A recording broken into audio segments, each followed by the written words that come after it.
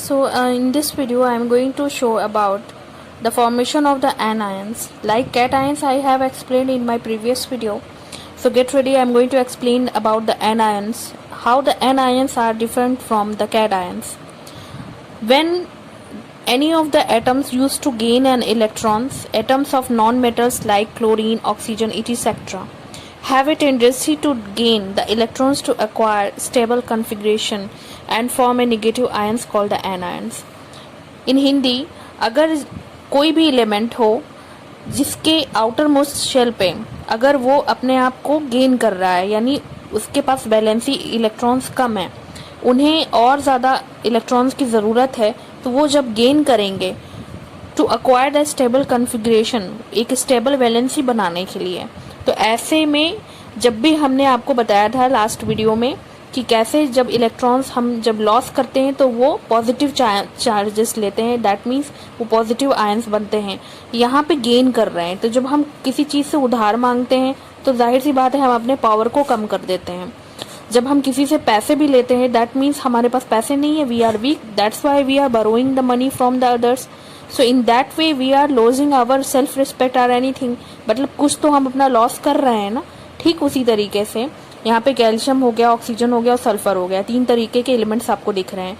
इनके पास अपने आप को स्टेबल बनाने के लिए इन्हें 1 से लेके 2 से लेके 3 तक चाहे जितने भी इनको इलेक्ट्रॉन्स की ज़रूरत पड़ रही है, तो ये किसी से बोरो करेंगे। जब बोरो करेंगे तब इनके ऊपर क्या लग जाएगा, निगेटिव चार्जेस लग जाएंगे। Okay, it is very reciprocal to the cations. Cations से इसीलिए ये डिफरेंट होते हैं क्योंकि इनको इसमें निगेटिवली चार्ज्ड आयंस की ज़रूरत पड़ती है। So here I am talking about the valency of the calcium ions. Calcium ions की जो वैलेंसी है वो मैं यहाँ पे दिखा देती हूँ, ये है 287। अब इसकी वैलेंसी मैं आपको एटॉमिक स्ट्रक्चर बना के दिखा देती हूँ कि कैसे आपने यहाँ पे वैलेंसी आपने की है।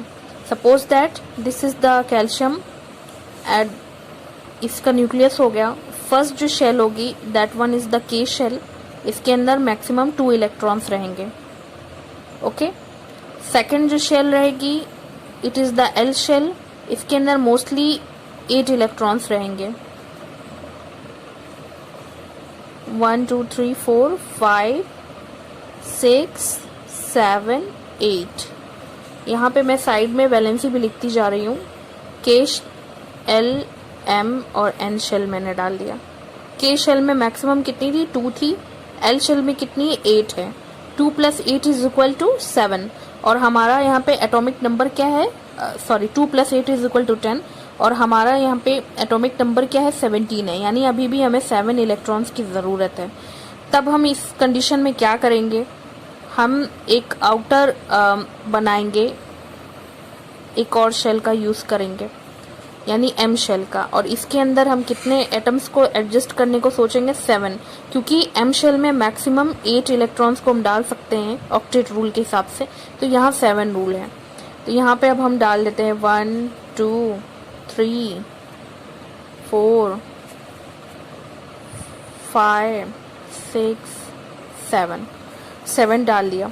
अब क्या यहाँ पे ऑक्टेट रूल को फॉलो कर रहा है, नहीं कर पा रहा है। क्यों, क्योंकि इसमें इसको 1 इलेक्ट्रॉन गेन करना है। अगर इसको 1 इलेक्ट्रॉन कोई ला के दे दे, +1 दे दे, दैट मीन्स यहाँ पे 8 हो जाएगा और ये परफेक्ट स्टेबल कन्फिग्रेशन बना देगा।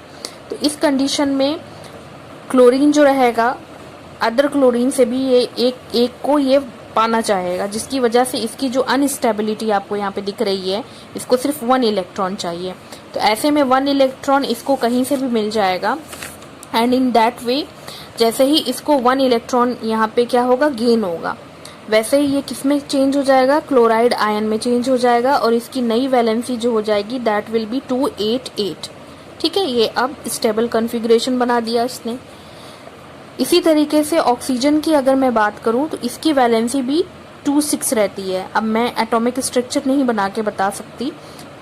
के शेल में इसके मैक्सिमम 2 रहेंगे इलेक्ट्रॉन्स और एल शेल में इसमें 6 रहेंगे। अब इसको स्टेबल होने के लिए कितने इलेक्ट्रॉन्स की ज़रूरत है, इट नीड्स ओनली 2 इलेक्ट्रॉन्स। जैसे ही इसको 2 इलेक्ट्रॉन्स मिलेंगे वैसे ही ये स्टेबल कन्फिग्रेशन बना देगा, ऑक्साइड आयन में चेंज हो जाएगा और इनकी वैलेंसी नई वाली ये हो जाएगी 28। In the same way, sulfur has also the valency of 286 and the atomic number of sulfur is 16. So in that way it requires only 2 electrons to make itself a stable configuration. So by gaining the 2 electrons from the other companion of the sulfur cell, जैसे ही इसको 2 electrons और मिलेंगे, इनकी नई vacancy establish हो जाएगी 28. यहाँ पे देखिए 286 था, यहाँ पे सॉरी हो जाएगा 28 हो जाएगा. ठीक है, जैसे ही ये होगा यहाँ पे सल्फाइड आयन इसमें ब्रेक हो जाएगा. दैट मीन्स ये क्या करेंगे, 6 आयन्स है और इनको 2 इलेक्ट्रॉन्स की ज़रूरत है. तो ये कितने हो जाएंगे, 16 आयन्स थे, इनको 2 इलेक्ट्रॉन्स की ज़रूरत पड़ जाएगी. जैसे ही ये इसमें से 2 इलेक्ट्रॉन्स हो जाएगा, लेकिन यहाँ पे लिखा नहीं जाएगा क्योंकि आपको मैंने बता दूं केमिस्ट्री जो है वो एक्सेप्शनल सब्जेक्ट होता है.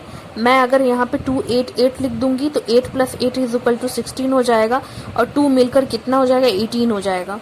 तो यहाँ पे इसकी बैलेंसी खराब हो जाएगी, इसलिए मैंने यहाँ पे 2 और 8 लिखा है सिर्फ सल्फाइड आयन के.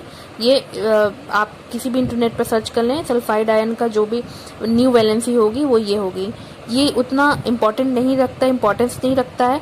सल्फाइड आयन को तोड़ने के लिए हमें ये सबसे ज़्यादा इम्पोर्टेंट होता है. सो इस तरीके से एन आयन्स का फॉर्मेशन होता है. अब मैं पेज को थोड़ा और आपको जूम कर दिया है मैंने. So atomic number of chlorine की 17 है और इलेक्ट्रॉनिक कॉन्फ़िगरेशन जो क्लोरीन का है वो 287 है. यहीं पे देख लीजिए, बिल्कुल उसी तरीके से लिखा हुआ है. इसमें क्लोराइड आयन में 18 इलेक्ट्रॉन्स हो जाएंगे. 8 + 8 = 16 एंड 2 + 18 इलेक्ट्रॉन्स हो जाएंगे और 17 प्रोटॉन्स हो जाएंगे, क्योंकि ये वाली पहली वाली जो होगी ओरिजिनल वाली, उसमें तो सिर्फ 17 ही प्रोटॉन्स थे. जैसे ही मैंने एक क्या किया, 1 इलेक्ट्रॉन को मैंने बोरो किया, वो 18 इलेक्ट्रॉन्स हो गए. So therefore it has 1 unit negative charge in excess and represent as chlorine negative. इसीलिए क्लोरीन को हमेशा हम निगेटिवली चार्ज से दिखाते हैं. इसी तरीके से सेम केस ऑक्सीजन के साथ भी है. ऑक्सीजन के एटम में भी 2 6 इसकी वैलेंसी है. जैसे ही ये 2 इलेक्ट्रॉन्स को गेन करेंगे, ये ऑक्साइड आयन में चेंज हो जाएंगे. In the same way sulphur has also be done here and they used to change into the sulfide ion by gaining the 2 electrons in their outermost shell. So like this way children, you know about that the formation of anion used to present and used to form. I will see you in the next video. Till then, bye, take care.